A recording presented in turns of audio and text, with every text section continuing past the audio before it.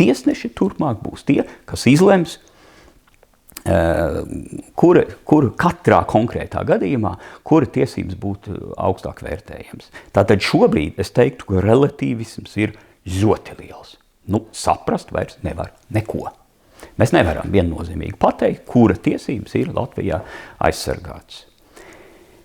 Ko profesors Štirners rakstīja?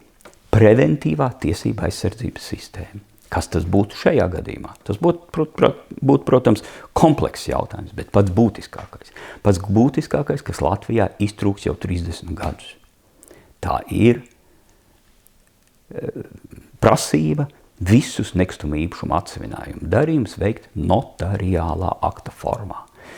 Tas ir tas, kas Lietuvā ir, Igaunijā ir, Vācijā ir. Tas ir tas elements, kas ir raksturīgs ģermāņu tiesības saimnes valstīm, kurām bija jābūt jau sen ieviestam Latvijā. Latvijā tāda nav. Tiesa gan notariāla akta formā noslēgto darījumu skaits lēni, ļoti lēni, bet palielinās.